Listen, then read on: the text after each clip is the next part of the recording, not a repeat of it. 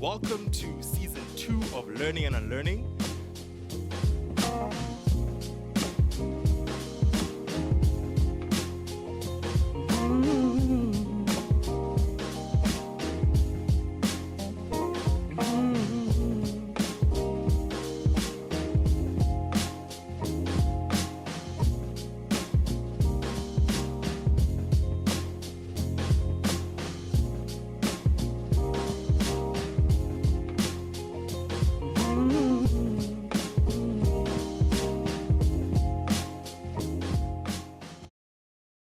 Wokeness can be characterized as a well-meaning yearning to achieve social justice for a number of people, from women, black people, poor people, queer people, immigrants, and people living with disabilities. The objectives are often structural change in government, business, and other institutions, including society itself.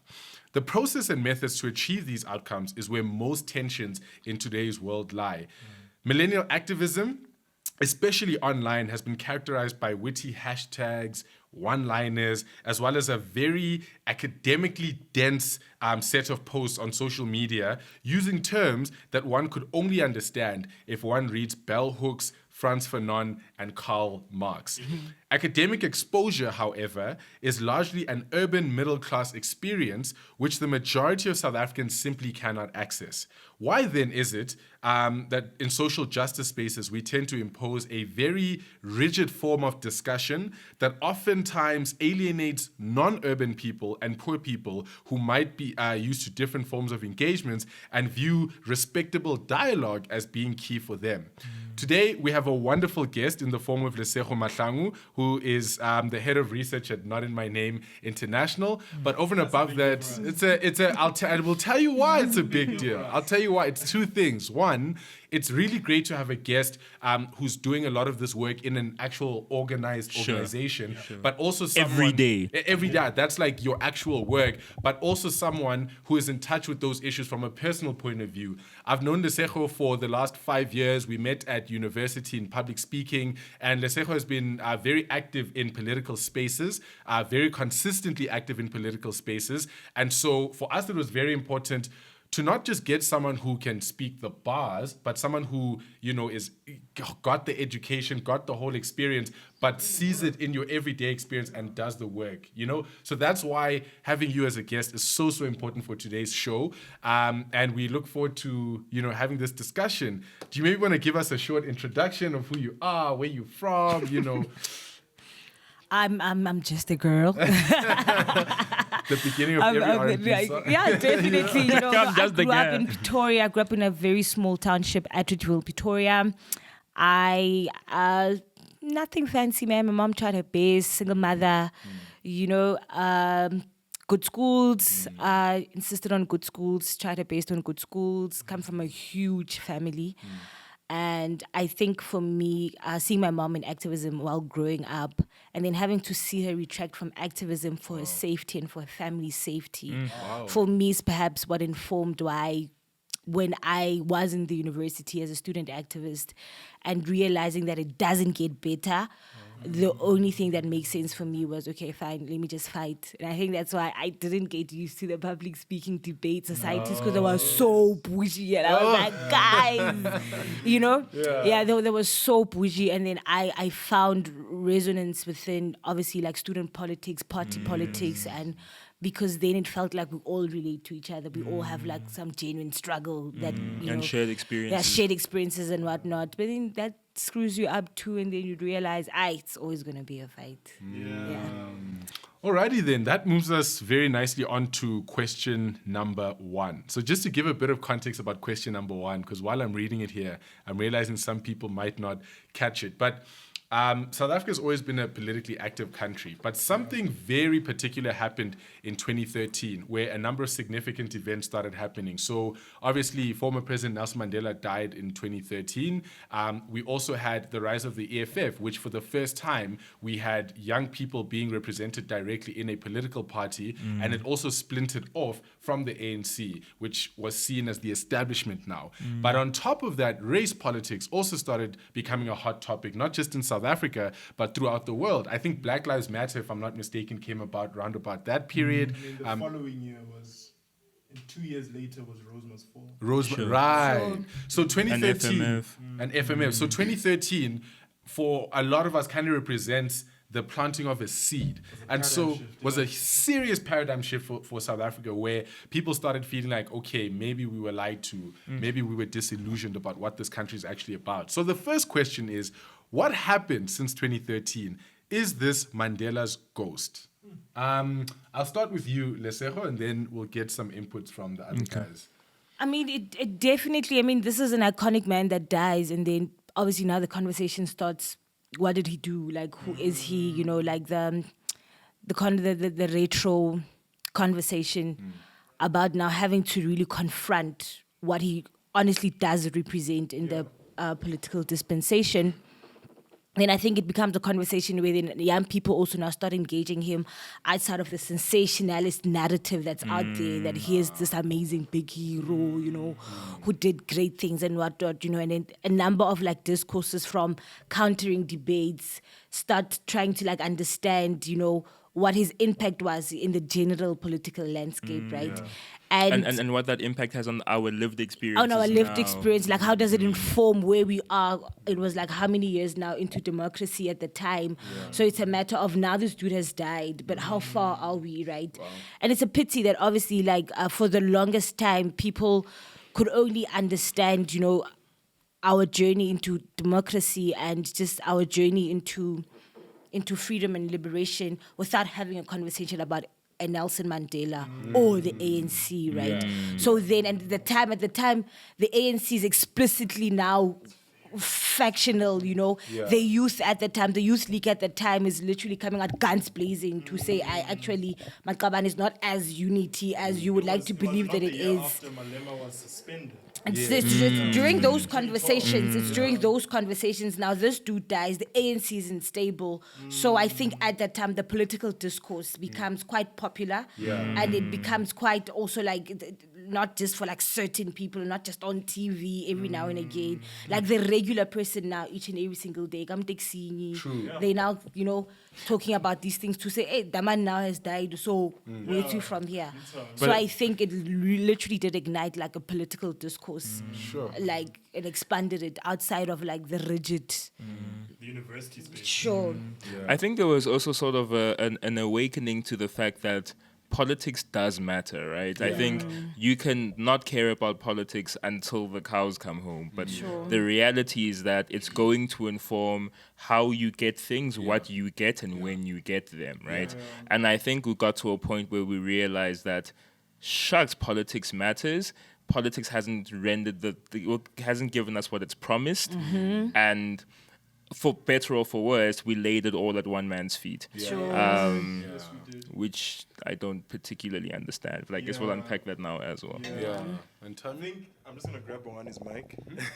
So I think, it's interesting because that moment coincided with two things.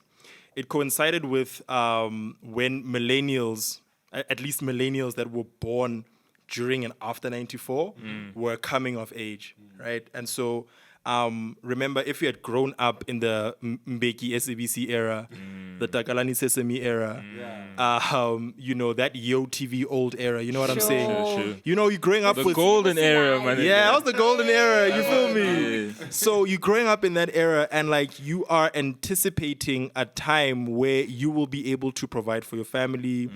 You will be able, it's because remember what I'd say about things like generations. Like Generations in 94 was, you know, depicting a black family dynasty running a media corporation. So there was so much promise in the media, so much promise, like the narrative was big, and Mandela, for example, represented the promise of that narrative. Now we're coming of age. And you're growing older and older, you just matriculated, you realize I can't even go to university because I can't afford to go to university. So I can't get the promises that I was seeing all my life since 1994. All these things that I've been learning about our country and our freedom, etc., etc., etc. But they got the promises. You see what I'm saying? So there are other people that kind of appropriated the benefits that you felt you were entitled to. Because they told you were entitled to them. You know what I mean? But other people are reaping reparations on your behalf, and you're not even getting there. So I think it coincided with that time. And the second thing as well is that it coincided with very old, real conversations that happened early 94, like as soon as Mandela came out of prison, around, the sellout conversation, the direction of the ANC, where it should be going, the factions that didn't want to compromise, the Winnie Mandelas of the time. You know what I'm saying? Those conversations were resuscitated by young people. So it was a very, very, very hot and highly contested time where nothing was safe anymore. Can I just add to that? It was also the first time we realized in our entire economic history that doing everything right doesn't guarantee your success, right? It was the first time we realized that you can get 6 distinctions in matric, go and study a BSc and become an engineer, but you might end up holding a placard on the street corner, right? We've never encountered that in our lives before, because careers and weren't as contested as they are now, and you have a lot of young people entering the workforce at one point in time. I couldn't tell you what the reasons are, but what I know is that seemed new. But I also think, just to add on what Tammy's saying, is that the conversation then also became like tapped into mainstream, because for most millennials coming from somewhat of a black middle class reality. And you actually do know that these things are possible. Like there is a university after this. There is starting up a business. I can see that it can happen, but it's not happening for me. And I think that at that time we were closer to somewhat of a mainstream to start saying, hey, actually the conversation is screwed. And it's not honest, because we know that these things are actually possible, but why there's so many hurdles for me to get there? And then I think that's where black should it be this hard? Why is it this hard, right? Because I think, Tammy says, you go all throughout, perhaps at the time, high school, thinking that it's going to be great, it gets better. Then you actually realize that it doesn't get better. So then that's what, you actually do get yourself into the university, and you realize that the experience that a Jody is having from the university space, it's actually it's not the experience that Lesego is getting, right? So it becomes that's why now the discourse now starts being discursive, because it's it's been a lie, dude. It's interesting how it's elevating. This conversation is getting to, and I think the question someone are actually going to start to lead us to this, because we went to a very liberal, elite South African university, university. Sure. So that comes with its own set of complications in the activism space. But I think maybe that's where we're going now. Anyway. Alrighty, no, this is gonna be rich. The second question then leads us to, what is wokeness? Why did it take over the conversation at universities, media, government, and business? So, starting with you, Lesego, how would you define wokeness, just the way that you've come to understand it over the last couple of years? It's just a bunch of kids that think they know stuff, and they actually do. I'm not saying that we don't, but we also it's what. I don't know if privilege is the word to use, but it's the privilege of access to information, right?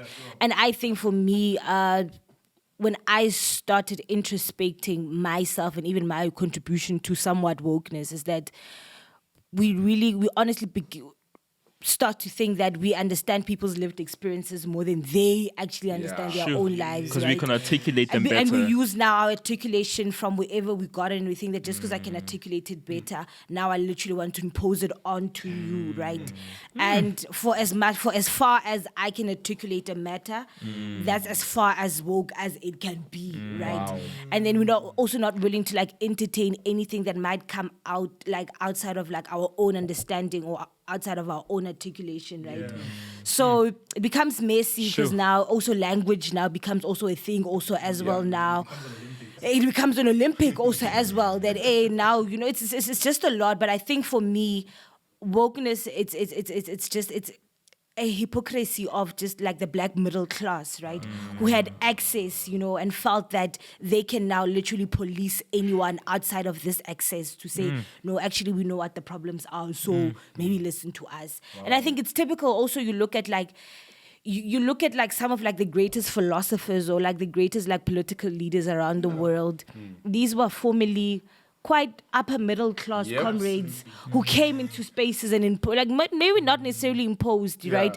But used the influence that they have to decide that I'm the one to champion what's happening. Because you need to have resources in order to be able to commit time to idealizing things, right? You can't just come up with things and imagine for a job. But then I also think is that we perhaps even wokeness in itself has not been defined as it should be or expanded on, because who gets to decide what's woke? I come from a community where actually close to Harankua, there's one community where we tell sofa sonke. The title, just naming a sofa song is people understanding their condition, that death is a constant for us.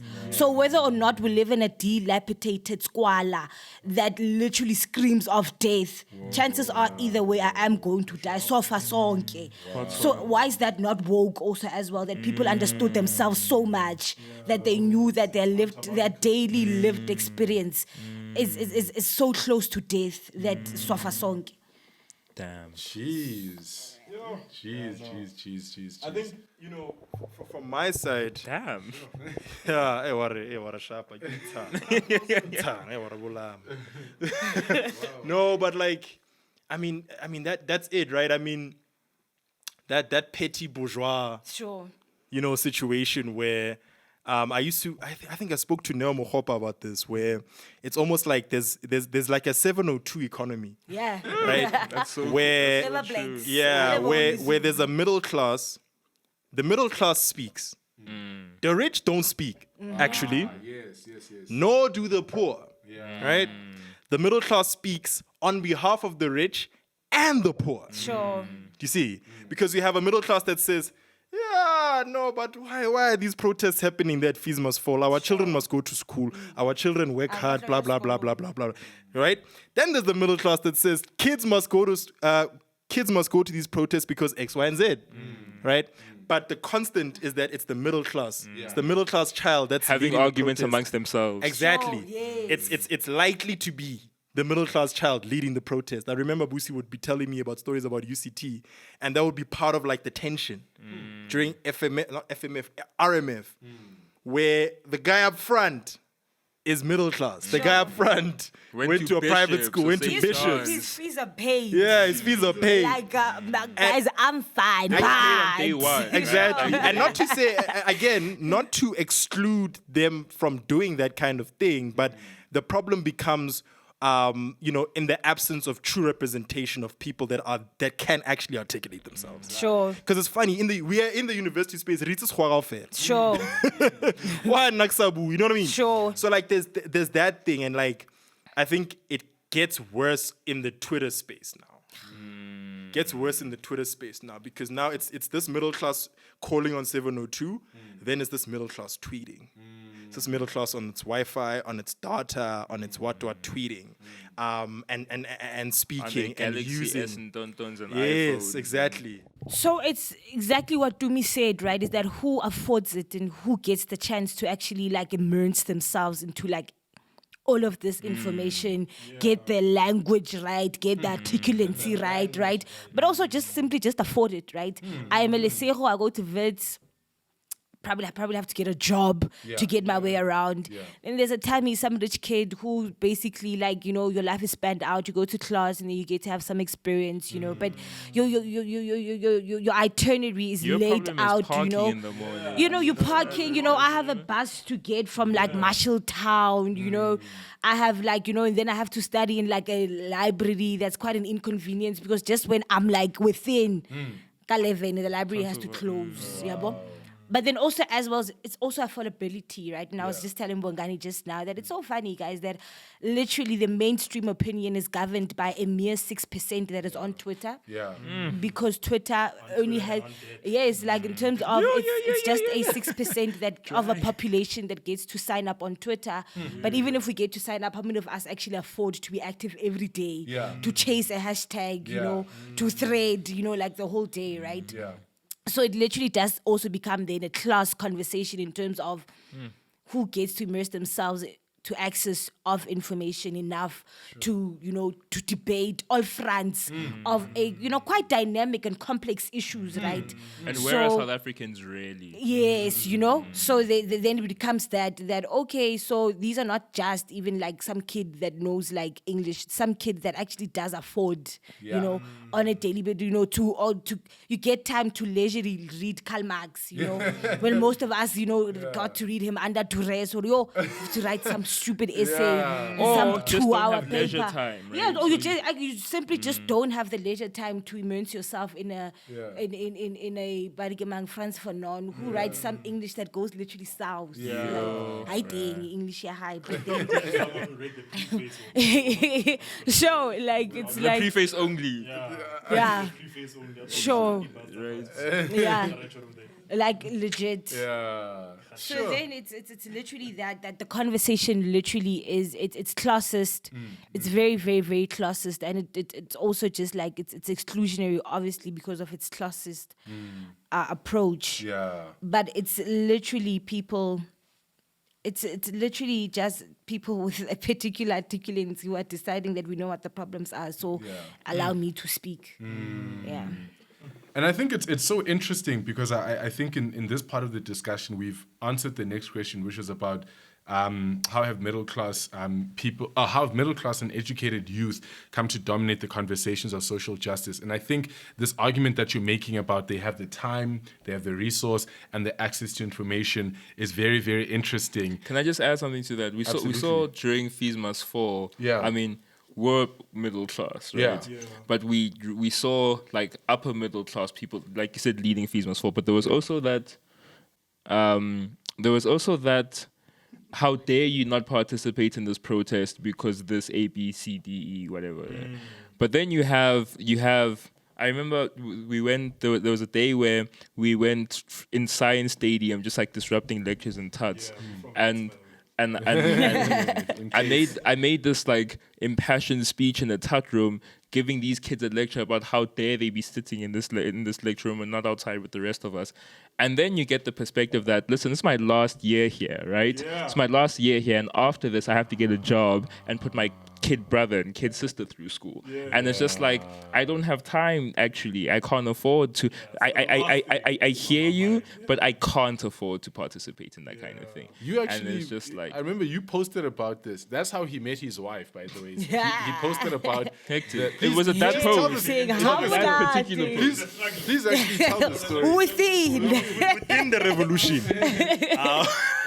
So basically, it was Fees Must Fall was a hectic time capsule for all of us. Yeah. Fees Must Fall 2015. Yeah. So what happened was, it was after.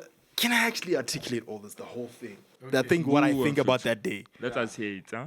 Remember, because I think it goes back to the conversation about institutional privilege. Sure.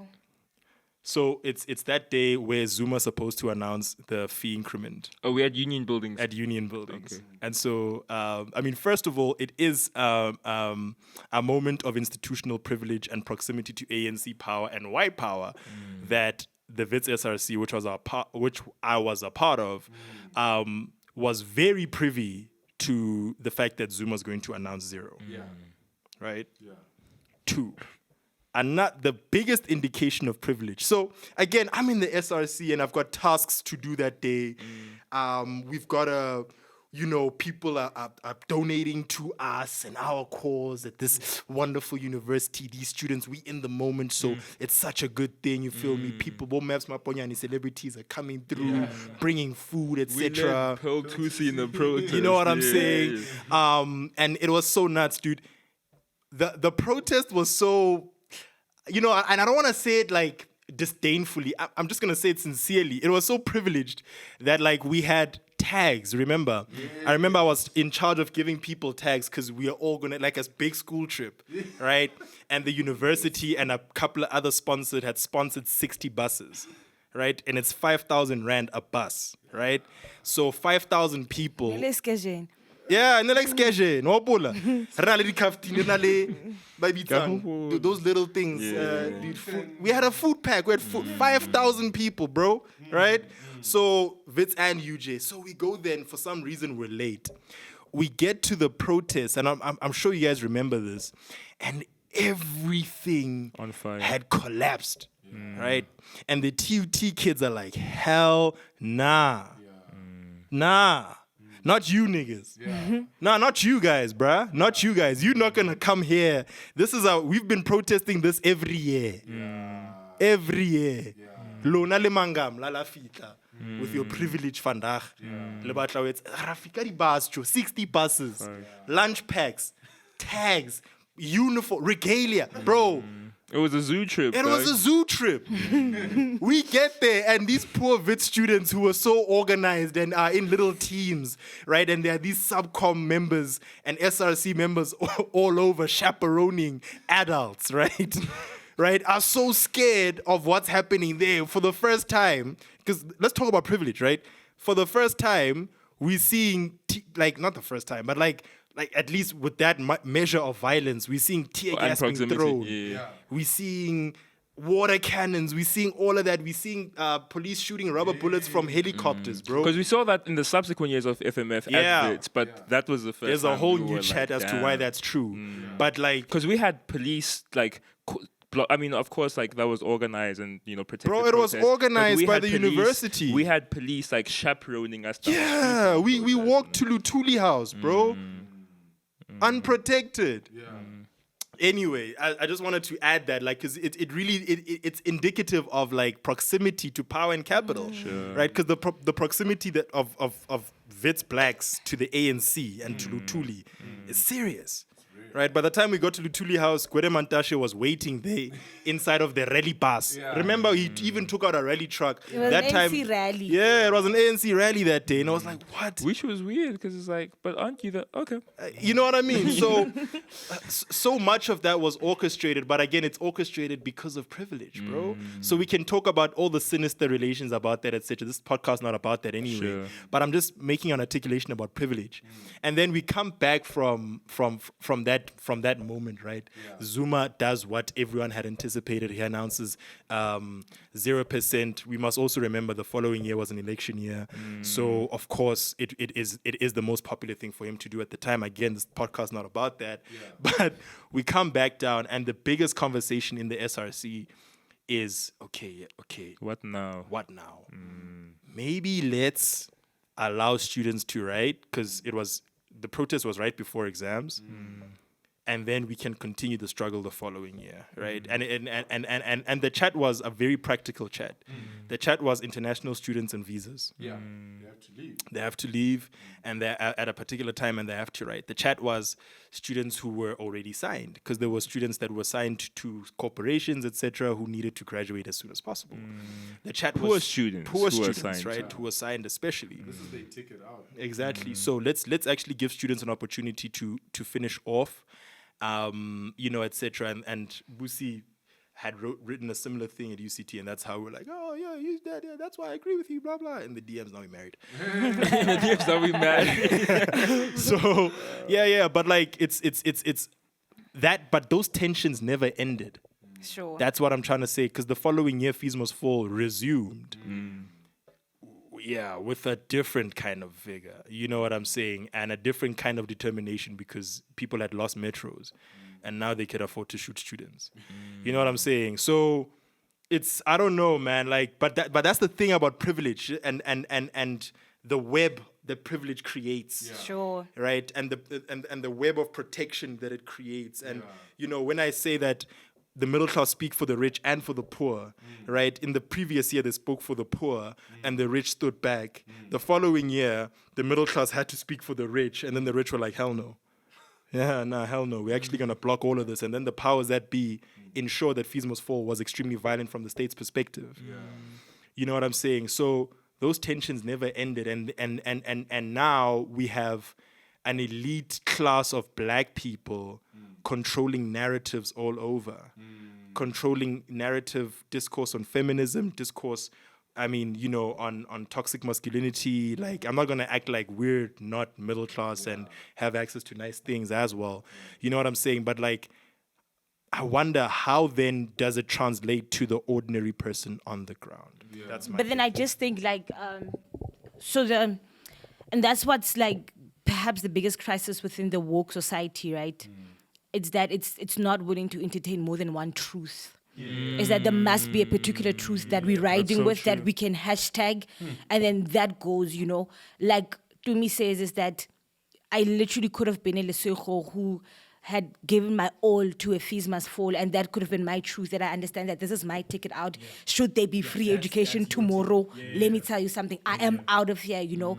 And they very much could have been Esposiso who felt that this is my last module, dude, and if I get out of this, I'm literally out, right? I work at Ernest and that's the Young and I thing. can feed my Do you family. understand? And you that's know? literally where, like, I think what wokeness takes away from is literally a time and a place of just genuine conversation, of meeting each other somewhere. And I don't think anyone has to compromise their own truth. But I just think that we should be willing to, like, and that's the thing about difficult conversations. They're very uncomfortable.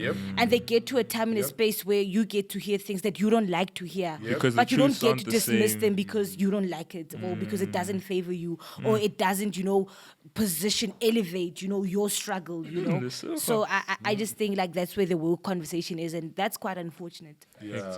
So this next question is a very interesting one because Lesego mentioned something at the beginning of the episode that I think we really, really need to unpack around self-awareness. This question reads, how is conventional wokeness alienating to most South Africans? And as a part of that, please give us some detail on the self-awareness chat. Earlier on, you mentioned that there's a community called Sofa Sonke, and that's named by the community. So firstly, how is conventional wokeness, the way that we know it, the social media, the middle class, the university, alienating to most South Africans? And how does self-awareness speak to that? If my son comes into frame and you hear my son, don't worry. He's out here. Sure. So for me, I think that like just from the chats of like wokeness and like basically who gets to speak, like who gets the mic, it's what Tammy is saying is that it's the black middle class who are, I don't know, who sort of like have the influence or the access to have the mic to themselves. But then the misfortune that happens in that particular setup is that we automatically think that anyone outside of that space does not understand or know what they are going through, or they're sort of like even okay with what they are going through, right?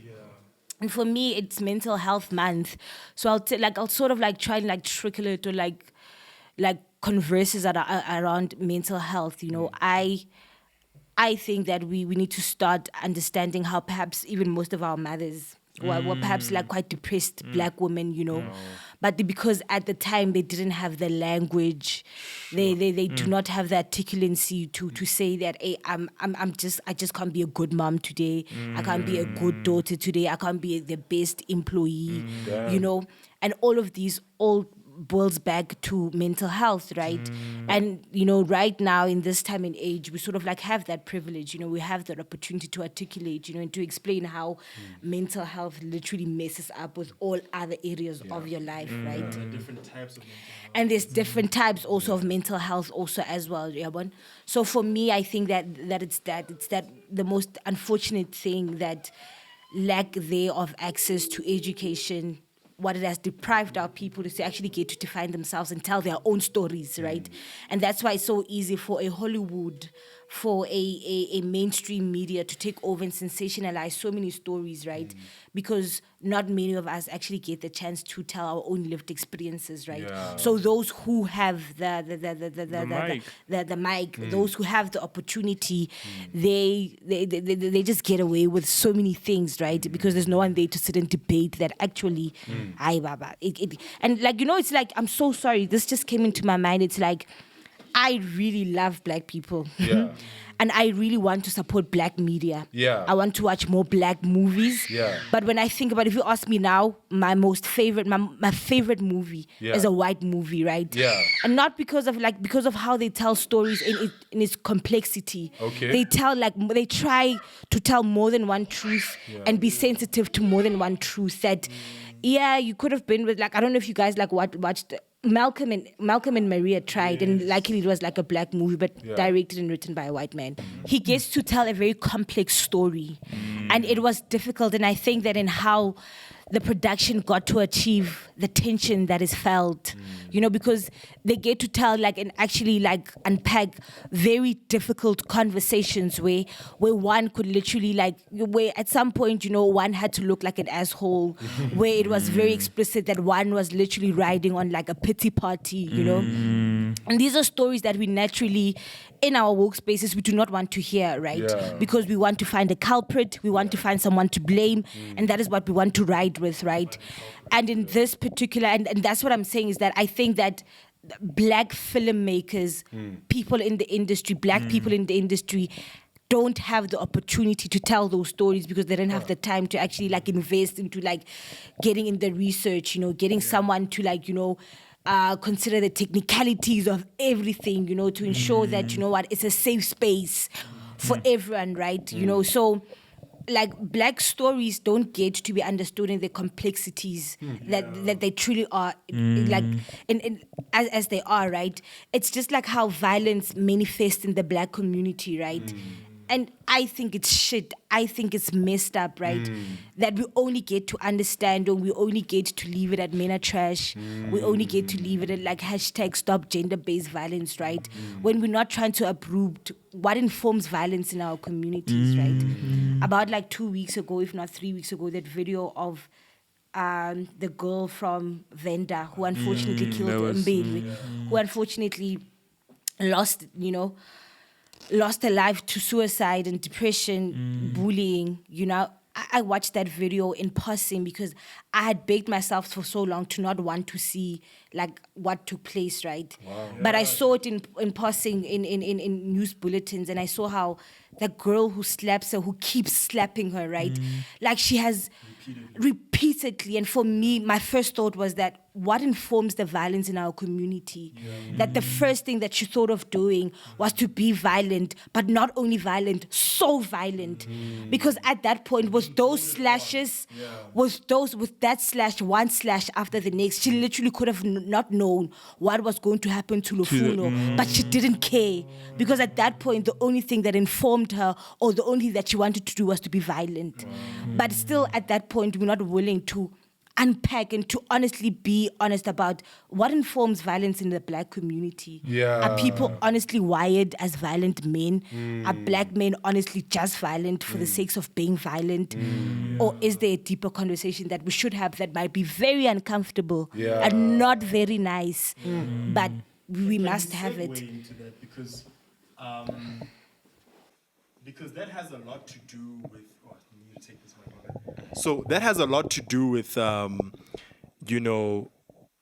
the conversation that we've been having here on learning and unlearning. Sure. About strategy. So the first episode we've ever had was a Facebook Live episode, which was the first 6 episodes or something.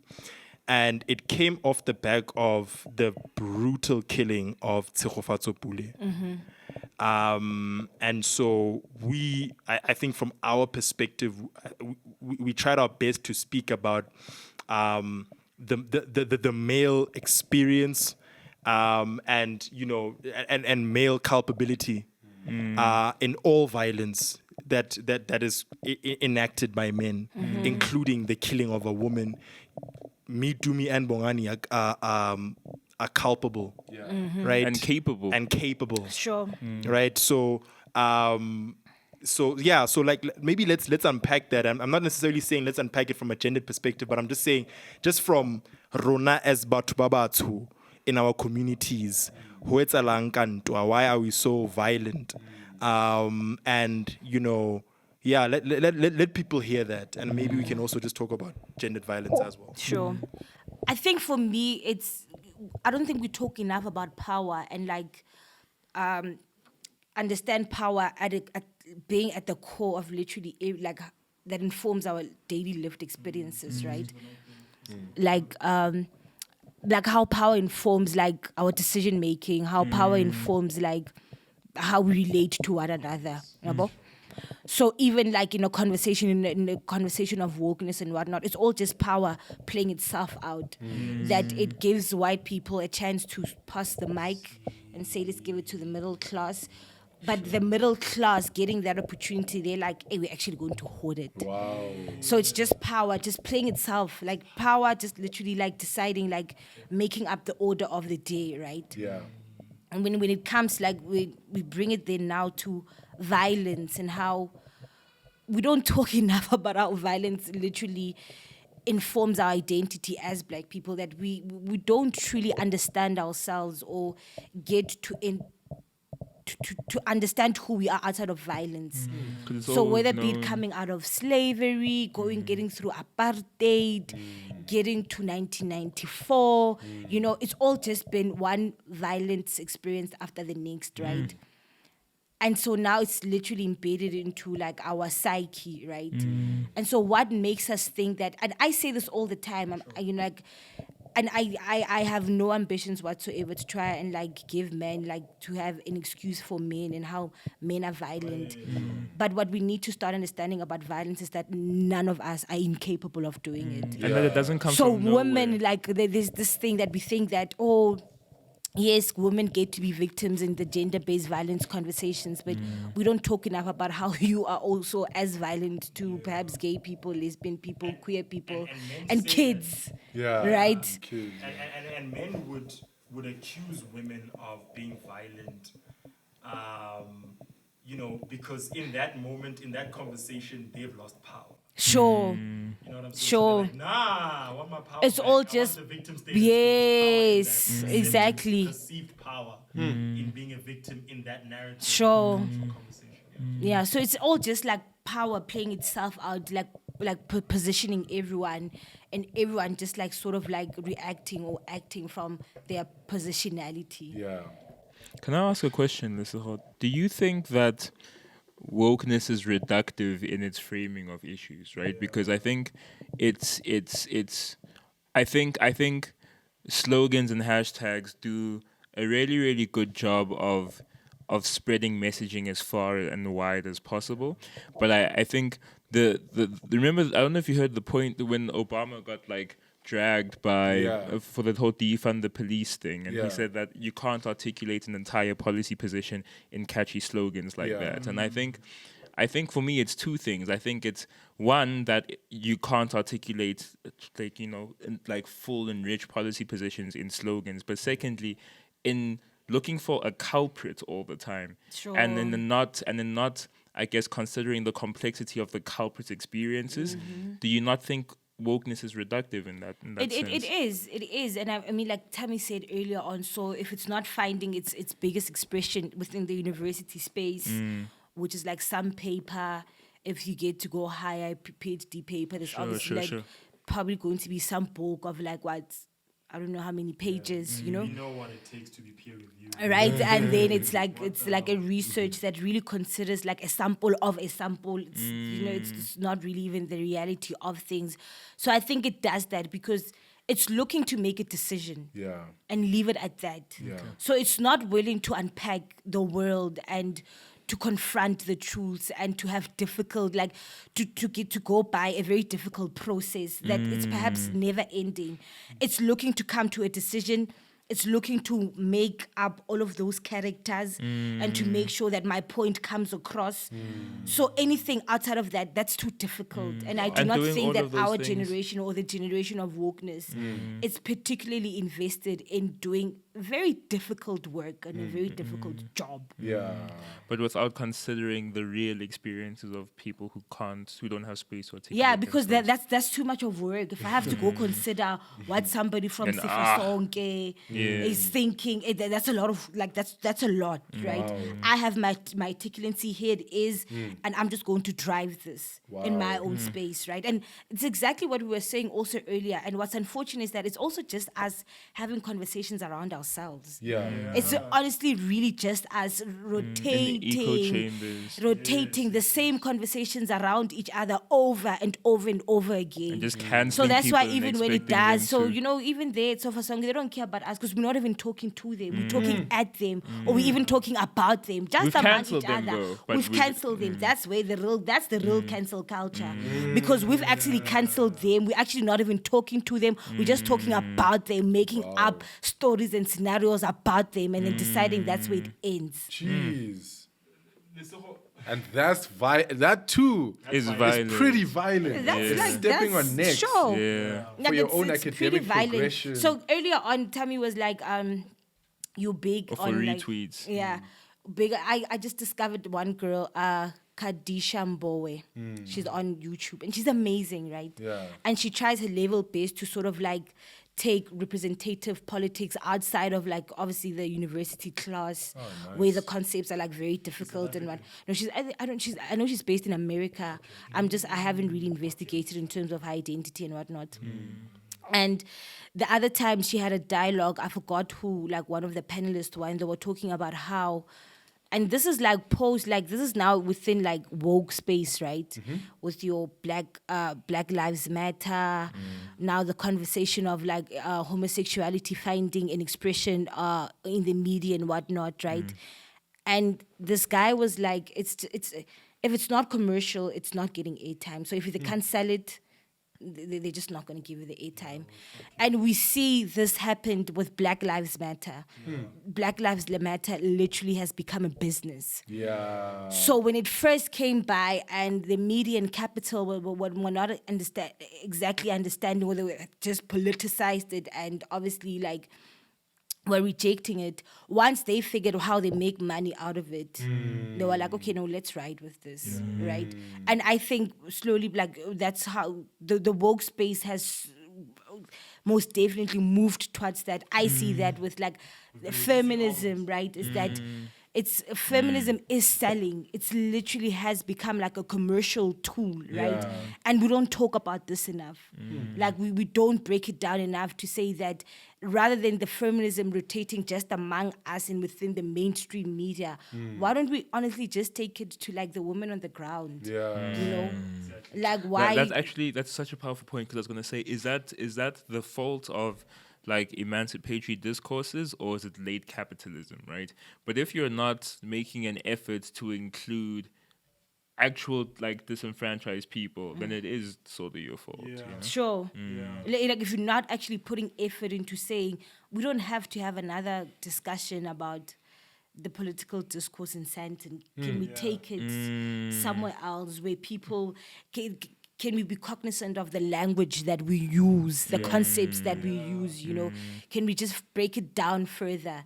So drop these bars for me, Lesego, because I think earlier we had spoken about the media, mainstream media, right? So we talk about social media, totally decentralized, very interesting stuff, blah, blah, right? Nothing is more oppressive, can be more oppressive than a centralized media, Sure. right? Especially in South Africa. Then we had Moja Love, because we had a conversation about Moja Love and Tyler Perry. Yes. So, what do you think about that? Because in a woke space, in a black middle class space, those are seen as like, you're depicting black people in a particular way, in stereotypical ways that are not helping the community, etc., etc., etc. And we had a very interesting and complex conversation there. So maybe just kick that off for us. Sure. Mama Sure. Zala, yeah. So for me, it's like it was a moment. Moja Love, it was a moment of exposure, right? Yeah. And it came at a time where, because I mean, you look at like the people, like it was mostly rejected on like Twitter, which is like literally like the turf for like the black middle class, right?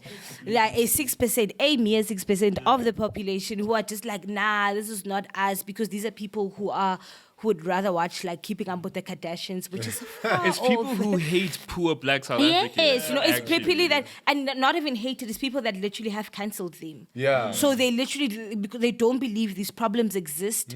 So therefore, like if there should be like a solution, Then it's surprising. Solutions, like it's like, why are we even thinking that far off? But in actual fact, these are the actual South African problems that we exist in. Or when they watch Moja Love, they were like, yeah. So that's when they crazy. watched Moja Love, it was like a moment of. Batung. Aibo. Like why, So then I think it was more than anything denial, number one, and then it was just being selfish also as well, right? Yeah. But I also think what Moja Love did is that it does exist, like what Tammy what we're saying about like your Tyler Perry's and whatnot, and what the duty of the media is supposed to start a conversation And to within- mirror who you are. and it mirrors. And from the mirror, then we start a conversation. So we don't leave it at that. We don't have to leave it at the fact that things are like this. Yeah. But what it gives us an opportunity now to start debating and actually being confrontational to the reality that is around us, right? So you find a guguitila, which the typical setup is that most families will be disputing like a 4-room house in like Soweto, or maybe go like, this is like a 4-room house, and maybe this could be like a dispute between like 15 family members, and they're all just like, and so essentially what you realize is that black people do want ownership, right? Black people do want ownership. Black people want to feel that I own a space and this is my space, right?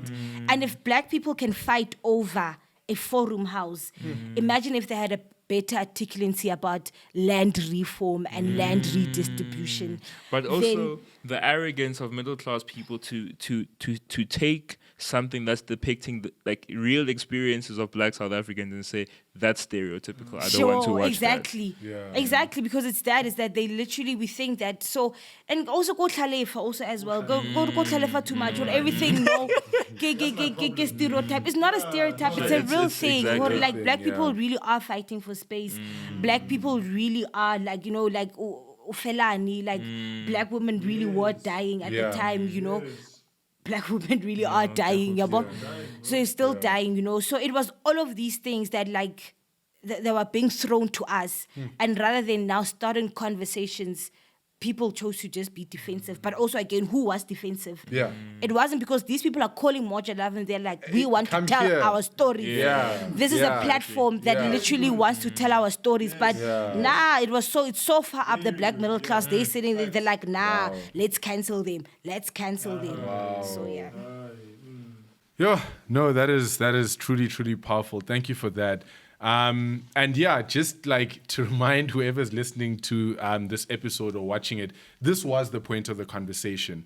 Is we it got to a point where we realized that wokeness is the way that we understand it as middle class black people doesn't humanize black people at all. It literally humanizes us and our reputations and the next retweet and the next hashtag and blah, but it doesn't humanize people's actual lived experiences. And I really love how you paint stereotype versus reality and how we're the only people who think Moja Love or Tyler Perry are stereotypes, but everyone else knows that it's a reality. So it's truly, truly powerful. So this next question then is actually going to dig into these topics quite a bit. There are 3 major areas, right? We can run through them very quickly. There's racism, there's patriarchy, and there's xenophobia. The reason why we put these issues here, and I like what you mentioned earlier on about how there might not be one truth within these particular conversations. There might not be one truth within these conversations. As black millennials who are on Twitter, there's one truth about racism and black people's experience with racism. For example, my experience with racism and with white people has always been really an issue of the opportunities that we can both access and why I can't compete with them.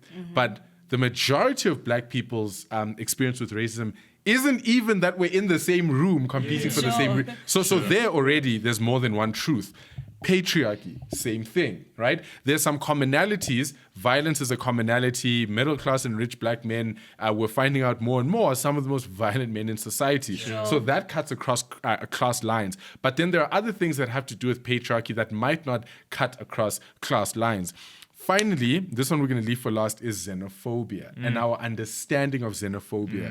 Because black middle-class people have an opinion, right? We're Pan-African and so on and so on. But for many black people in the townships, they're not feeling Pan-Africanism that much. And we look at them all righteous and we judge them, but like, what's going on? Like, what's going on in that economy? What's their experience? So let's start with racism. How is wokeness, as far as middle-class urban, missing the conversation with racism? How would you say?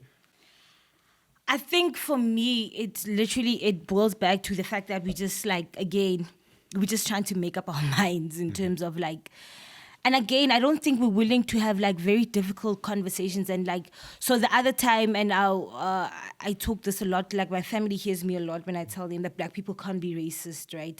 Because I only want people to understand racism as a tool of power that is sitting up there in the pinnacle of power. Right? Yes. And as black consciousness, I understand race as the ultimate contradiction in the world, right? Yeah. So everything for me, I sort of like try to take it back to race in terms of how race informs it, or how this particular power dynamic informs like the reality of everyone else and how it positions everyone else, right? Yeah. And I think it's that. I think that we don't sit enough and actually break it down to like power and ultimately maybe like maybe not leave it at that, but understand that ultimately what informs racism is power, right? So and yes, lived experiences are of course important in terms of like what's your relationship to racism and whatnot. But after after doing that and then gathering the experience, then I think that we need to have that difficult conversation of articulating that racism is a form of power that has been kept intact for a very long time and is continuing like that, right? And I don't think that we've done that enough. I think that we've left it at experiences, and that is why our white friends think that it's still okay to come and say, but I have black friends, right? Because they only understand it, within experience and whatnot, rather than understanding it as a solid institution, as a structure, right, that is solid and that is standing and that's been standing for a very long time. So this then leads us to where wokeness misses the mark with patriarchy. Actually, there's a story that I think we've brought the story up before, but I think it's relevant again. Have you articulated before? I'm not sure. We might not have. Basically, it was straight after my birthday. Dumi took me out for my birthday. It was really, really nice.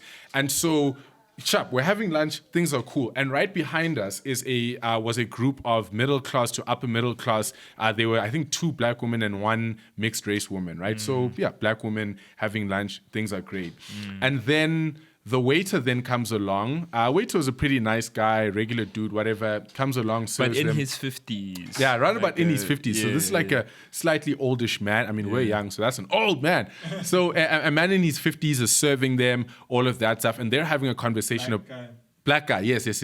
And they're having a conversation about patriarchy, all of that's cool. But then he comes along and then we didn't really hear the conversation, but then he comes along and they start like shouting at him like, yeah, but men are trash, men are blah, blah, blah, blah. Why blah, are you blah. trash? Yeah, why are you trash? Things like that, right? And here, Dumi and I are sitting there thinking, well, we've considered men are trash. We know that, right? Middle class guys went to varsity. It's part of our discussion. Sure. It's not hard for us to concede to that.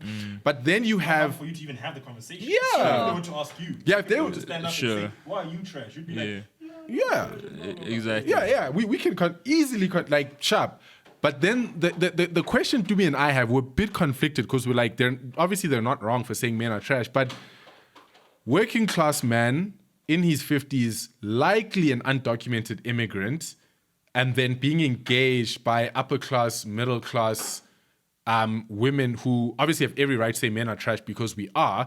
But then the issue became there's a serious, there's a chasm here between the two.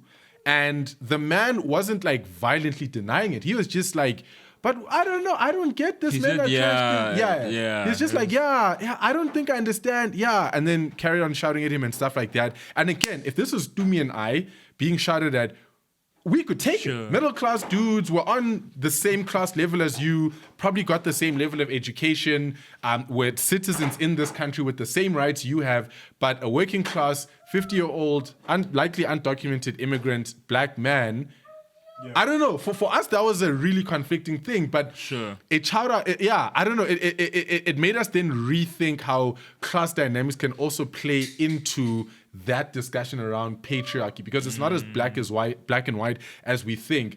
I think on social media there is a huge disdain for poor black men. Sure. There's a serious disdain. is. Like people hate poor black men. We're so antagonistic of them. Yeah, every one of us are very, very. I'm guilty of this. I'm not gonna lie. There were times on Twitter when I'd talk about patriarchy because I'm trying to be an ally, but the first people I throw under the bus are poor black men, and so that's where Because we we think they're the chief aggressors, right? Yeah. We think, But I mean, I think because everything gets a face, and it's unfortunate for most black men, they get to be the face of all the shame in the world, right? Yeah.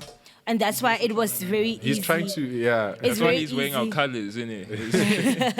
And that's why it was easy for a minister of basic education to come and say educated men don't rape, right? Because of the typical discourse. That happened, didn't it? Yeah, no, it that happened absolutely this year. happened. It happened this year where she said educated men don't rape, right? Jeez. Because we have made up our minds about poor people. And that's why it's so easy for us to cancel them. It's easy for us to overlook them, right? It's easy for us to overlook them, to decide that actually we're not opening now, it doesn't matter. Yeah. Because we're now decide criminal or rapist or violent and you are going to jail. Yeah. Ultimately, we're now you're just pushing time. Ultimately, you are going to jail. Yeah. So I think it's That's that, your right? story. That's That how is it your is. story, right? Wow. But I also think, so here's the chat, is that when we get our articulancy, when we get together our articulancy around patriarchy Yeah. and whatnot, it's within, right, the very elite spaces, right?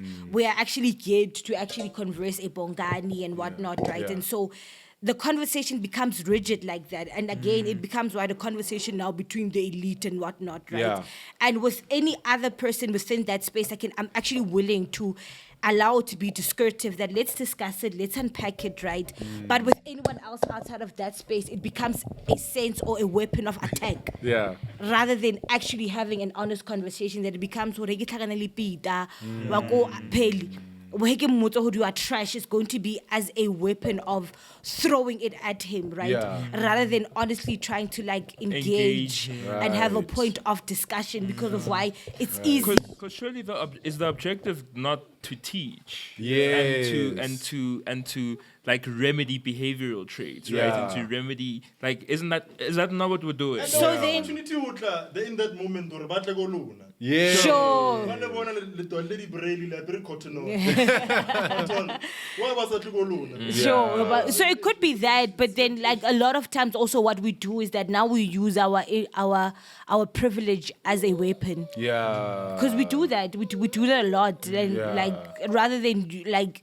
And I'm not saying that teaching is anyone's responsibility. If you Yes. don't want to teach, that's great. But Good, then yeah. what you do not get to do Yes. is weaponize Sure. your tools 100%. against other people who might not have the same influence or access that you have. 100%. Yeah. It's so powerful because I remember the first time I had to engage with my wokeness the way that it was, I was talking to a person who was I was basically talking about like, yeah, there's only, one truth. It's, all men and again, we do believe that all men are trash, but all men and all white people and what. And she said something so I think we powerful. should articulate why at some point in the episode. Yeah, we well, basically it's that even if you are a good person, you're still part of the structure. You still benefit from it, right? Sure. So saying all men are trash doesn't mean you're not a good father. It doesn't mean you're not a good partner. It doesn't mean you're not a good person. But it's just saying that we benefit from the structure and that our silence oftentimes is part of enabling that structure. So Sure. please, And that our actual actions enforce gender-based violence. yeah, It's not just passive things. It's Yes. things that we actually do. we actually do it. That's- Yeah. I remember I was actually watching an MTV thing about this issue of men are trash. Yeah. And they were having a debate, and this guy was like, I'm definitely not trash for the following reasons. And I was just saying to Busi on the side, I'm like, how does he know? Yeah. Right? Because also, like, how do you know that you're not trash? Yeah.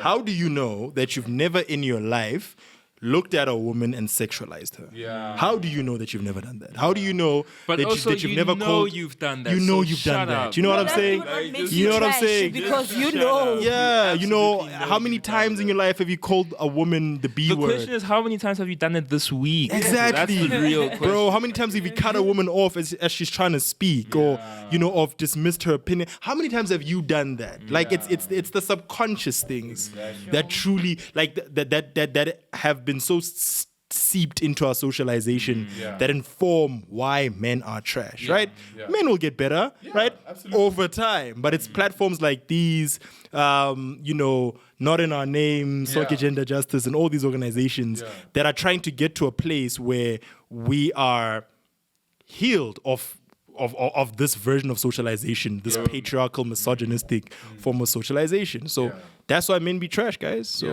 know what I mean? And I think is that like with the scenarios that Bongani is painting to us is that when we want to personalize it and make it a Abut John or American Kuspe and like personalize it to him that you are trash and then dump it onto him. I think that's unfair. Yeah. Because the responsibility that you have as somebody who has access to these things is to understand that the institutionalization of patriarchy and of racism does not allow for us to leave it at an individual.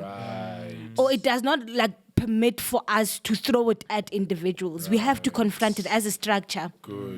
That has an entire system that is backing it up, right? So when you want to leave it for a night out to attack some men, it's like that's then now we literally are doing an injustice to the conversation and to the work that a number of movements that have a number of people have committed themselves to doing this work, to trying to do away with hate,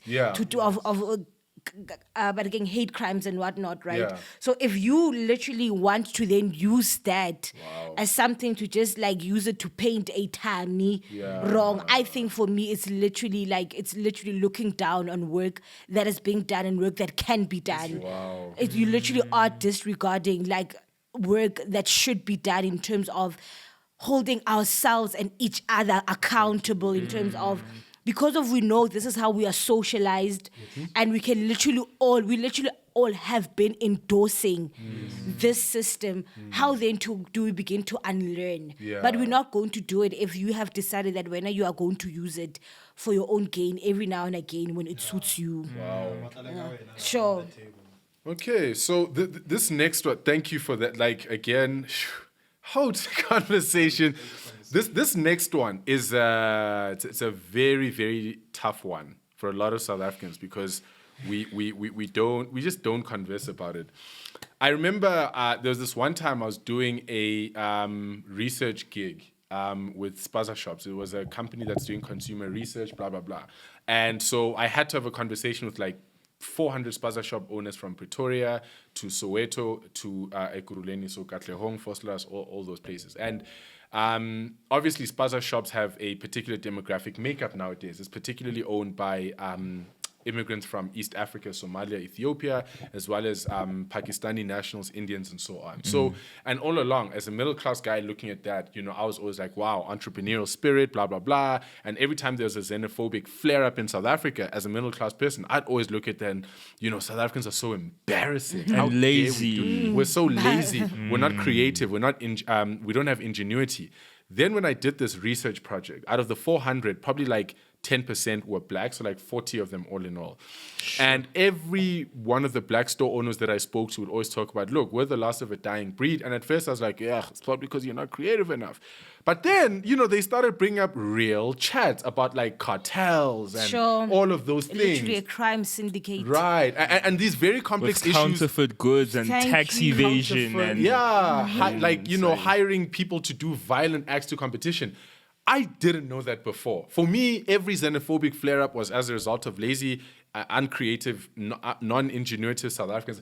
And then these guys, like good people, like more men, like 55-year-old Spaza Shop owners who've been there for 30 years saying, dude, look, I'm not a violent person. I don't hate immigrants. But but I know that this happened on my corner. I know that Ubab Sbanban used to own a shop and this happened to him and he was antagonized out of his shop. And I'm not crazy. And I'm not crazy. Like, this is my experience. It's not that I'm xenophobic, but I've seen things happen in my community where it became hard for me to even be compassionate. So for the first time in my life, I had to question every single narrative that pops up in my head when there's a xenophobic flare up in South Africa, to say it's not just there's one truth, South Africans are lazy, bad.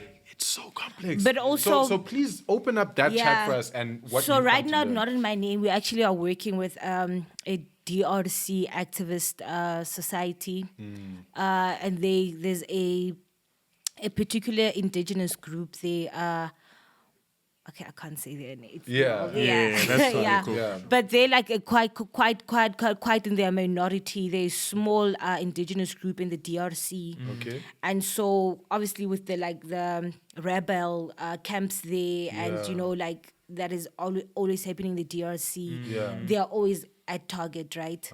And they literally are at the brink of literally disappearing from the surface of the earth, right? Sure. And he speaks about how, so they killed by other black people, right? But as I was having a conversation with one of them, I wanted to understand that based on the diaspora, do they really think that South Africans are xenophobic, right? Okay. Do they really think that South Africans literally identify people based on their futures and how they speak and decide that, fuck, we hate these people, right? Yeah. And we had a very progressive conversation when he was honest enough to say that that's not true. The truth is that self-hate in Africa is a real thing. Yeah. And the conversation of xenophobia has just been a mainstream conversation that's just easier to have. Than the Afrophobia Yes, than conversation. Afrophobia conversation. So it's easier to coin xenophobia and write some statement or some Twitter thread on it and write some essay on it. It's like xenophobia is easy, right? Rather than honestly having to confront the fact that Africans are not accustomed to living together. Can I ask you a question? Is it not because, don't you think it's because I should always take the mic? I should always take the mic. Okay. Don't you think it's because xenophobia was I don't want to say appropriated. There's some very strong words out here, but I'll use appropriated by the mainstream media. Yes. Like it came up on you got burned. Xenophobia was the word that showed up on Sunday Times. So then And it's not like- Afrophobia. So it's exactly like even with what Bongani is saying, like with this. So the media mainstream would decide, okay, fine. So Lesego decided to burn evidence from Zimbabwe rather than having to investigate a story that literally could be there in terms of where the build-up comes from and how did it get there to Lesego deciding to be a criminal who now kills people. They'd just rather leave it at its xenophobia. Lesego hates evidence. They would rather leave it at that, right? And have that be the main story rather than having to go into the complexities of the fact that here's a township that's literally congested. A township that is congested. A township that everyone is literally trying to figure out what is the next thing to do. Right? And then now here are these new people that come into the township. We integrate them into our society. And then now they get to literally ride on a crime syndicate. Right? And they then now want to make it look so easy and then make the rest of us look like we are lazy. And I'm But telling not just what you make me look like, also the idea that you're harming my... Exactly, right? So now it's like you're coming with literally a crime syndicate. Now you're making me look bad. And you think about it every second now, even like young person in the township has not considered of starting a small business to try and like figure themselves, even if it's just within the township economy, right? But the township economy is literally hijacked, right? Because of a criminal syndicate. A criminal syndicate. So Stoko said that I'm going to get for worth 100,000, all of that registering that I'm going to do, having to stock up, compile with the regulations and everything, is gonna cost me so much money. But a Somalian from Somalia, they come set up shop and they don't have to go half of the processes that I have to go through. Which means they don't have to incur the cost. Right? And then after that, we're not willing to now entertain how, because of our natural nature, not natural, but our unfortunate... Human, it is human. Our unfortunate reaction on how we use violence. back now to how power position us. That the only way that we know how to communicate with each other or get things across each other is by being violent to one another. Because it's the only power we can exert. So, Jeez. It's yeah. so then Alex goes on to now break down how he's been moving around while trying to get himself to South Africa and settle. Okay. He's moved around in most African countries and whatnot. And yes, right. And he speaks about how in many African countries, black people are killing each other. Yeah, exactly. Black people are killing each other, right? And it's easy to be on a Twitter, to be a burner boy on Twitter and to cancel an entire country. An entire country and cancel it because of they killed a Nigerian man, right? Well, but you don't want to be honest about the fact that Nigeria has also become a pandemic of black people killing each other. Yeah, Nigerians, Cameroonians yes. aren't treated well. Exactly, Ghanaians exactly, aren't treated right? Go. Ghana must go, Yes, yeah. right. We're not willing to have the conversation to say that, like our spaces have become like we literally can't live with one another. Yeah. We are not living with one another. Across the but continent. because South Africa is a mainstream turf, Yeah. it's easier to just coin in to say, oh, South Africans are actually xenophobic. Yeah. But we're actually not having an honest conversation. But then again, how the black middle class then came hijacks the conversation is that they're having they're having it proper from a space of privilege, right? Because my Bongani friend from Swaziland is not competing with any of my resources or my space, right? Bongani is not disturbing my bread. Bongani is not disturbing the queue at the line, resources of the health center of the healthcare facility, right? So I used this in one of my Facebook posts to say that, this.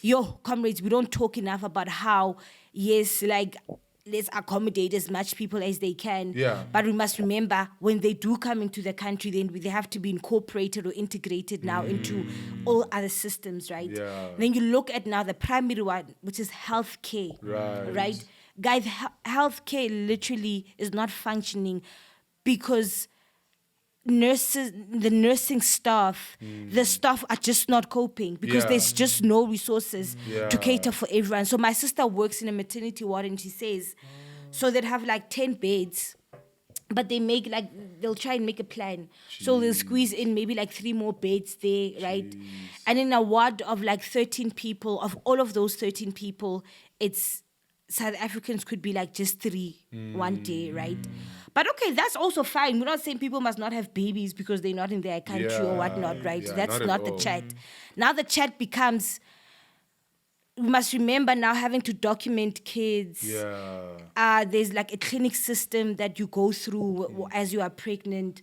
So by the time you give birth, there's a number of things that the staff needs to consider before whether to decide you're going to give natural birth or whatnot. They don't have that. So they don't have the administrative, so now it's a backlog administratively, resource, and also just like with the staff that they just don't know how to deal with like the complexities of the fact that I am not just dealing with a Bongani from Zimbabwe. I'm dealing with someone who doesn't have paperwork. I do not know how to help you. Look, to sort of bring this chat to its conclusion. They're now the question that we have at hand here.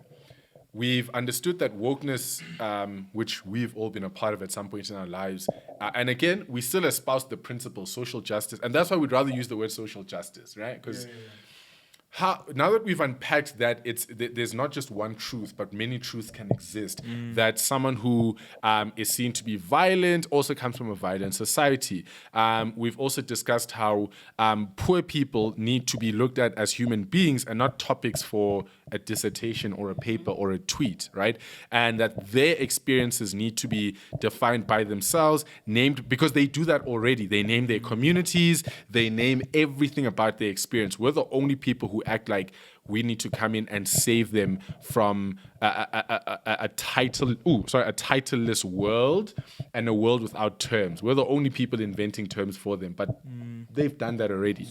So we've unpacked that conversation to understand that it's not just black and white, but it's very complex.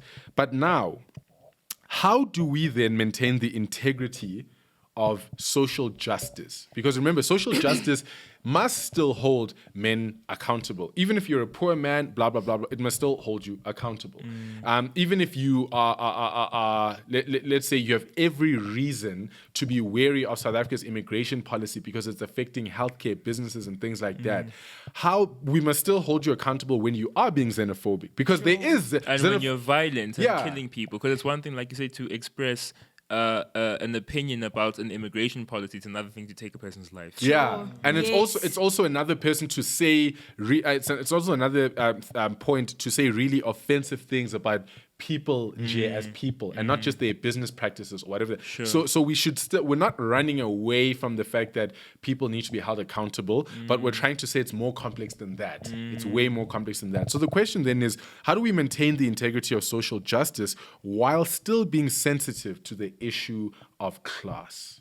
Sure. How do we do that? But also, just on the point that you're making, that people still need to be held accountable, I think it's very important that we should also realize that for us to truly get to a time in a space where we honestly get to hold each other accountable, it's if we have taken everything, or at least most things, into consideration. Yeah. Because therefore, because then if there's really accountability, then it means that you truly are aware of what you could have taken away. Right. But if it's going to continue to be this sensationalist, if it's going to continue to be this myopic, then you get to take accountability for the sake of just taking accountability.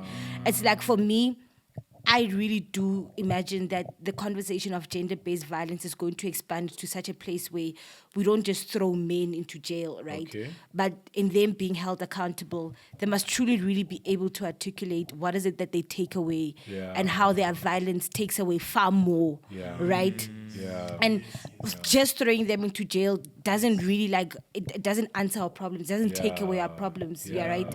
And so that's why it needs to be embedded. They need to understand what is it, like their violence, how does it trickle down to their kids and perhaps their kids, and also just informing an entire society and entire people, right? Yeah.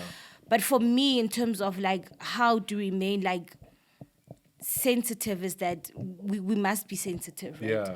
Is that I can very much be very sensitive in knowing that men do kill, men are fucky, men are trash, right?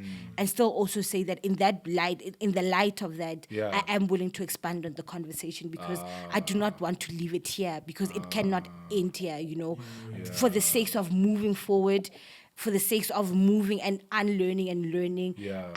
I'm totally aware of the fact that I can't leave it at men are trash, because there has to be more. I think before I get, I think you have something to say. Oh, okay. If there's one phrase that you've used in this episode that I really think people need to take as a motto, we can't leave it here. And it's, for me, it's so, because you say it every time every time you say it, I just imagine what we're like on our social media profiles. We leave it there. We really, really leave it there. You've done your activism. And that phrase, we can't leave it there, is something that we're allergic to, because it assumes that we have to do the work afterwards. And yes, we do. We actually do. We do. We have to get our hands dirty, because there are people who are actually doing this work. I mean, during the break, you were talking about NGOs in the township and how a lot of them aren't getting the funding and the resources that they need. Sure. And yet there are people who work in those NGOs who wake up every single morning doing the work, right? Because they know that the conversation can't end there. Sure. They absolutely know that the conversation can't end there. And this is everything from GBV. This is from kids growing up in poverty. There are people in communities right now who are doing work to make sure that those kids get fed. Yet you will go on social media and talk about agricultural policy and capitalism and dialectic what. I'm dead at the... There's a hungry kid, dude. And Sure. and first things first, do you have the humility to then say, yes, I'm going to break down these systems because they are oppressing people. But also in the meantime, there's so much work and so much grace that's required from me to serve people in my community. Sure. We don't do that. It ends right there. I'm really, really curious as to find out how many people who speak about the issues that they speak about on social media would ever do the work, because there are people who are doing that work. Can they even tell you what the work is? Can they even tell you what the work is, right? And so it's, I really like that phrase. It can't end there. It can't end there. It can't. I mean, I mean, it literally can't, because I think for me, then what's the point? It's if we truly do have an imagination for the human race, then we must be like we have no other choice but to do the work. Precisely. Or if this is how we want things to be, and this is how we're okay with things being, then that's great. Leave it at your 152 chapters on Twitter. Yeah. That's fine. Yeah. But if we truly, really do have an imagination of a better society, then I think that we can't leave it here, comrades. Yeah. There's so much more to do. I think how I see it is I think of it as if we can achieve two things, then would make a lot of progress in remedying some of the things that like are pervasive in South African society. But I think if we can achieve, if we can teach an action orientation, right? The idea that if there's a problem in your community, if there's a problem in your family, if there's a problem anywhere, or if something exists that you have a problem with, it's your responsibility to fix it, right? Yeah. It's not, and specifically in action orientation amongst men. Yeah. You know what I mean? Because it is our problem to fix, right? But an idea that like it's if something bothers you, then who must fix it if not you, right? But secondly, a sense, like you said, a sensitivity in navigating that and understanding that people don't exist the way they exist aboriginally and out of nowhere, right? People are products of their circumstances and their experiences, and they're the sum total of those things, you know? Yeah. But, you know, even at that, so then also just in terms of like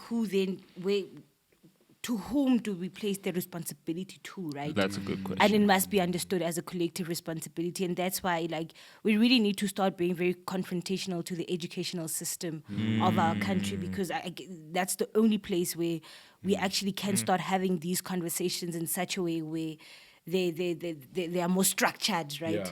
And they can allow to incorporate all of these complexities that we speak about, you know, and give it a working structure that can allow us to appreciate all of these complexities and actually like learn to articulate around them, learn to maneuver around them, but still also understand that in society must always be grounded by a sense of accountability. Yeah. And that people can't just get away with things, but accountability and sensitivity are intertwined, right? Yeah. So for me, it's like in as much as like as individuals and as activists, we try our best. It's all because we're trying to undo a system. Yeah. So the only way that we're going to undo a system is also by investing in the system also as much as we can. And for me, I think that the education system can do so much better in terms of reimagining what kind of person we want to produce into society, right? That's the first question. Sure. Yes, in terms of like what kind of person do we imagine is going to contribute and make up the society, and I think that's where it can start. That's such a powerful point, because once you leave the education system is one of the few places that exists for the sole purpose of educating people en masse, right?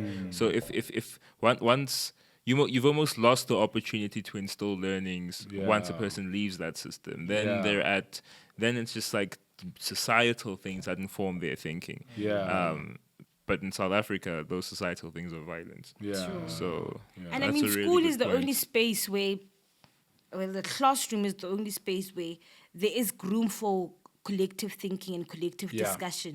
You know, unlike in the society where you get to break it down, where you get to break it within identity, you get to break it within race or class or whatnot. You know, because you're there to learn. Yeah, the classroom is literally the only space that can facilitate a collective discussion, multitudes of people. So it's only within that, because outside of the classroom, like we get to separate. You know, That's I such a get bar. to be black, you get to be a man, I get to be a black woman, I get to be gay, I get to be lesbian, queer, I get to be EFF, ANC, but it's only in the classroom that we must sit together. But coming out, you must come out with one thing at least that's going to, one exact that must inform us in terms of this is how we're moving forward. That is powerful. Tammy, do you have any closing thoughts? I mean, this conversation is reminding me about fights I used to have on campus. My question would always be, what are you doing for black people? Right? People would stop me on campus and talk nonsense about the things, the money that we are raising for teaching kids debating through Timong, etc., etc., etc. And I'm like, yo, you smart, bro. What the hell are you doing for black people?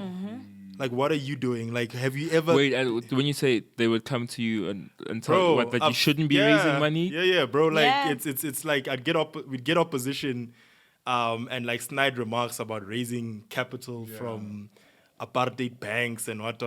And my chat is, what the hell That's are you amazing. doing for black people? Like, that's what I'm doing for black people. Yeah. I'm finding money for, you know what I'm saying? Yeah. For the capacity To that we need to skill be them. built. Yeah. Right? At scale. That's what we're doing for black people. So where must the resource come from? That's what I'm trying to say, right? Yeah. That's the conversation. That's amazing that right? somebody fixed their mouth to say that. Yeah, but but that's the power of privileged elite wokeism, Sure. right? Because Jeez, the best I can do, disgusting. the best I can do is shame you. That's the best I can do, and the Olympics is whoever can shame you in the most articulate way wins the gold medal. Yeah. Do you see what I'm saying? Wins even more than the person doing the work. Exactly.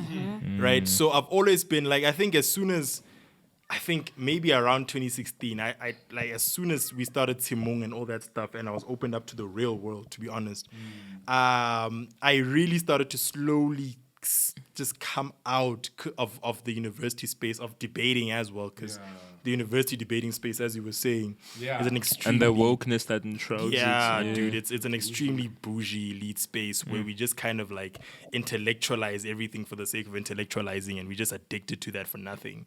But again, what about that skill and what about its principles on critical thinking and 21st century competencies can be extracted and spread across black communities of children that would need to be make thinking in a children's specific lives way? better. You know what I'm saying? So you take that principle that you benefited from, as opposed to abusing it and misusing it in touch rooms in university. Yeah. What you do then is you take it to real children that need it, that would otherwise would not have an edge in any economy next to a middle class black person or a white person, right? You can Inside talk of a, shit until the cows come. do you see what I'm saying? And so that's really been my struggle. Really, it's really been my struggle. And I think this conversation was a real relief, because it was like a platform to be like, yeah, guys, it's enough now. I'm 27. Many of us that were in the Fees Must Fall space are older than 25, right? Meaning that there's an expectation of not only the society, our black society, but also from our from our families, our black families, to work, right? To work, and I'm not saying it in the go get a job, earn money for your family sense. I'm saying it in the principle sense of make work happen, right? Be productive, be active. Are you passionate about what you're saying about? Are you passionate about black radical feminism? Get onto the same taxi that you took from Deep Kloof to Brie, right? That taxi, transport that activism and that consciousness back home in that taxi. Transport it back home. 14 people. Yeah, exactly. Let the buzz be heard, right? Let the people back Okasi. Let people's lives change because you went to Wits. And, you know, let it not only be your material life and your consciousness and your ontological and your blah, blah, blah. You know what I mean? Like all these nice words that you can use. Yeah, sure. But like take it back. We can actually... Our society was supposed to have scaled empowerment by now, given the amount of black people that went into elite institutions. We were supposed to have scaled empowerment, but we've just never had the ambition. We just wanted, you know, the liberal bourgeois jobs that white people my had all empowerment along. is for me. You know what I'm Yeah. saying? So just back to that again, back to that pitfalls of national consciousnness for bars. You know what I mean? But you know that bar though. Niggas know it. They're ready. You know what I'm saying? So practice it. So go back into the communities, bro, because Fanon told you about the pitfalls of liberation movements and power, right? And just liberal universities and liberal institutions and liberal professions, etc., etc., etc. Go back and change it. You see, like, when are we going to get to that place? So I think even... And once again, if it's not your job and problem, then who are you to make it anybody else's? Precisely. Because I think what you're saying, and like I'm not going to add on to it because you've articulated well, is the fact that that provision also, we've had a chat about provision in the context of relationships many times here, But provision as that black person going back to your community, by the way, we're not talking about a financial obligation. We're not saying that's important as well. Like if you are privileged enough, then, just have the grace to help people around you. But provision here is taking that capacity, those skills that you've gotten, and doing something. Like that vocab that you have puts you in rooms that people around you could never fathom being in. That in itself is provision. But people have, this cognitive dissonance, and like you said, sink into themselves. But people have a standardized understanding of activism, right? That it must look a particular kind of way. Wow. Alrighty. So, Lesego, do you have any parting thoughts, any final thoughts about what we've discussed in today's episode? Yeah. I think he wants to provide as well, but we'll wait. I think for me the biggest thing is that I'm excited that we are a generation that speaks, man. We don't mind talking, and I think perhaps the next layer is just allowing ourselves to have difficult conversations. Yeah. And the kind of conversations that are uncomfortable. But even outside of that, I hope that we're a generation that's willing also to do something about the things that we do recognize and we do see of what's happening. And that means having to get our hands like very, very, very, very dirty, right? Because it's one thing to sit here and have the chats and have the bars. Yeah. But then it's another thing, when we actually decide that we are going to do something about it, right? And for me is that, and I'm glad to be like in a space that allows me, most of the time to get my hands dirty and whatnot. But the only objective I think for us must be that we're willing to put our money or our mouth where our talks is at. Yeah. Because we talk too much, and I think we must be willing to also do more. Yeah. Yeah. Alrighty, thank you so much. So basically, the first thing we should do is recognize the nuances of privilege. It is not a black and white issue. And so this means when engaging with someone, we ought to take stock of who they are, where they come from, how they are perpetrators of violence, and potential victims too. This means speaking to the humanity of an individual and understanding how they got to what they believe and how we can work with their experience to fully change their hearts and not speak over them. Fooling ourselves into thinking that we're achieving change when in actual fact we're not. So that's it for today's episode of Learning and Unlearning. A big shout out to Busi Mkumbuzi Bowe for doing digital marketing and cover art. A big shout out to Tato, Tabo, and Lou for putting together the podcast so well from a camera point of view, from a sound editing point of view. We're really, really grateful to you guys for that. And please subscribe to our podcast on Spotify, Apple Music, Apple Podcasts, Stitcher, or any of your favorite podcasting platforms. And please remember to give us a 5-star rating and leave a comment. If you don't give 5 stars, don't rate. We threaten you every episode. I swear. And please share the podcast. And this time I mean it. This time he'll find you. And please share the podcast to your friends and family. Reach out to us via the survey in the episode description. And thank you very much once again for listening to an episode of Learning and Unlearning.